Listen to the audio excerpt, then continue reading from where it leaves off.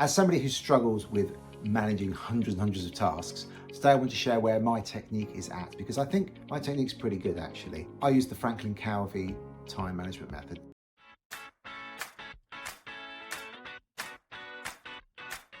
Think of it like this. We're only here for a little while, and when I was really ill with COVID, I was thinking, hey, I've got stuff I want to get done.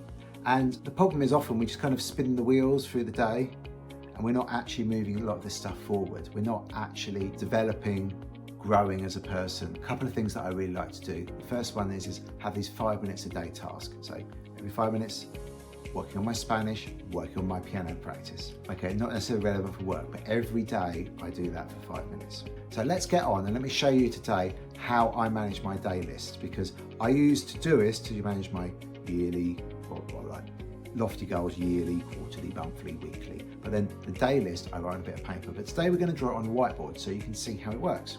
I was speaking to one of my colleagues and I thought this would be a really useful idea to share with people. So let's get going. This Franklin Covey Matrix thing is super important. I assume you've come across it before.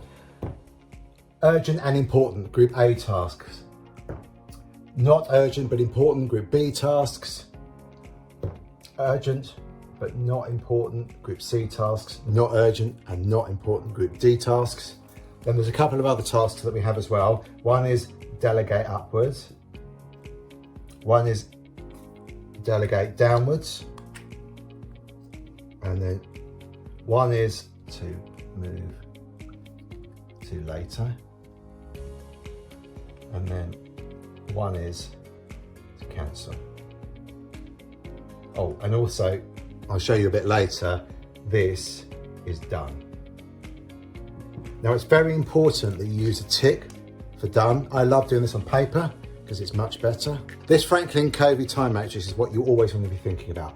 A tasks must be done today, urgent and important. B tasks should be done today, they're important but not urgent. C tasks could be done today, they're urgent but not important. And D tasks are neither urgent or important, could be done if you get time. Then we have on our day sheet, we have done, delegate upwards, delegate downwards, move to later or cancel.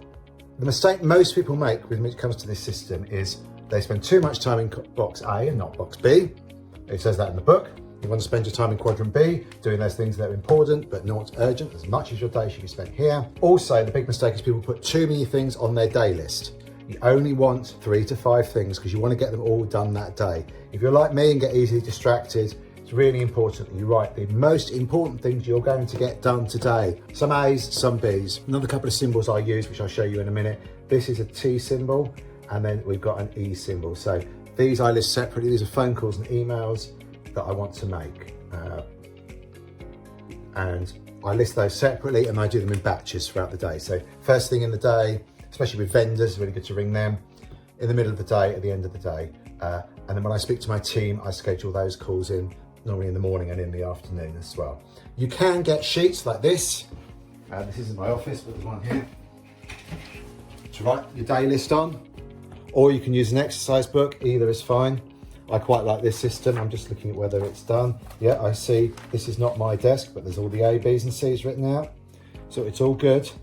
But I like to list my phone calls separately. So what I'm going to do now, so make sure you really understand this if you don't know this already, and that you've got all these other syntaxes. I don't write my day sheet electronically because it's too distracting. There's too many things that get in the way of getting things done.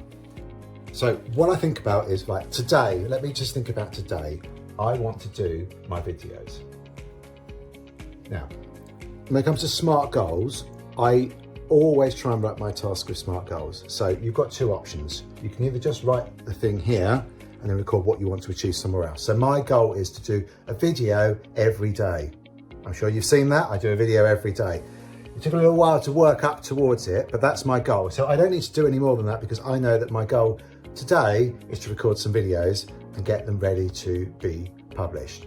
I've got an editor that helps me now because I realized that was taking up too much of my time, because time is something you can't get more of. Then I'm going to make that an A task. Then I want to do another task I want to do today is I want to review my to-dos, because they've got a bit disorganized, and what's happened at the moment is there's too much stuff because I've got two different help desk systems I run. I've got Asana that I don't use, but there's lots of tasks on there. I've got another place on my phone where there's lots of notes of stuff that I want to get done. And the problem is all this stuff gets muddled. So I want to go through, and I've got my on Todoist. You can use Microsoft To Do, you can use paper, it doesn't matter. I've got my things I'd like to get done, my yearly, monthly, quarterly, weekly goals. But the daily ones I always do on paper. So that's a B task. I want to get that done today, but if it doesn't get done, it's not the end of the world.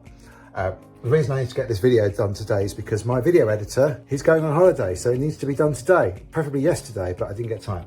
And then the third thing I want to do today is I want to review Cyber Essentials, company one. So that's a B task as well. It should be done today. And that's it. That's all my tasks I'm going to write for today. I'm not writing 50 tasks. None of these tasks should really get moved to later unless my day changes. And then people I've got to phone, people I've got to email, I'll write them down separately.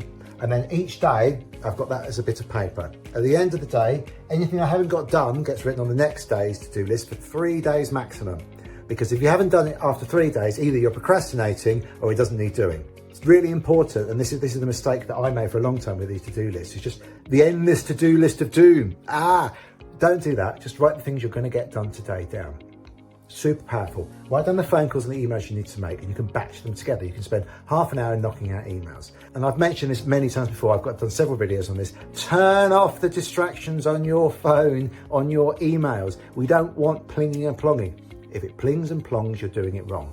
And you're over there on this side of the sheet, people often put their times. So they've got the times throughout the day, and then they schedule in blocks of things they've got to get done.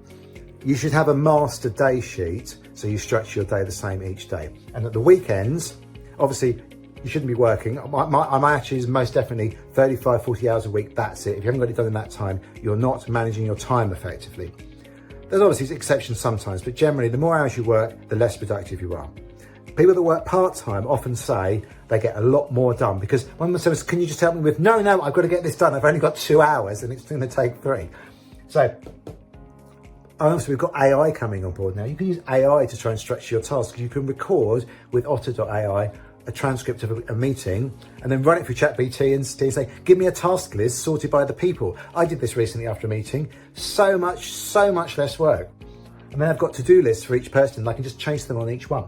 If you've got a list like this throughout the day, I normally only block out the things where I've already scheduled in certain things at certain times. So for example, today, I know I've got an appointment at 3. I know that needs to be done. So I write that down. So when I'm looking at my to-do list, which sits on my desk by my keyboard, or I'm carrying it with me, which is why I like writing it in a notebook, because I can just have it with me, write all my notes in there. And then at the end of the day, I don't care, because that's finished with. But the most important thing is that every day you're working on some of your weekly, monthly, long-term goals. And if you're not doing that, you're doing yourself a great disservice, because as I say, we're only here from the earth for a little while.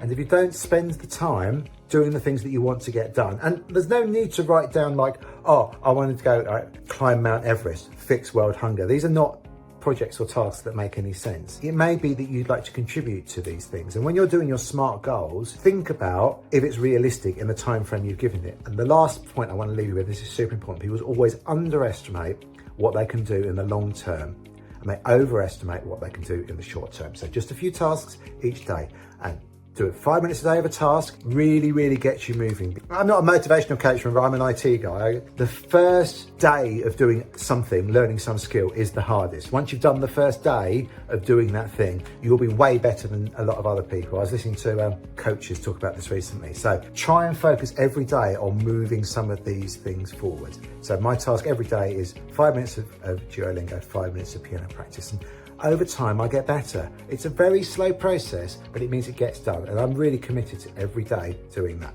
Every day, make a to-do list. Oh, one top tip. Write your to-do, first task to be done. Tick it off, then it's done. Thanks for watching, and have a great day, and good luck with getting better use of your day. It will reduce your stress and anxiety. It will make you a more productive person, make you happier. Any thoughts in the comments below, and click on the link and find out more about what I do. Cheers, thanks for watching.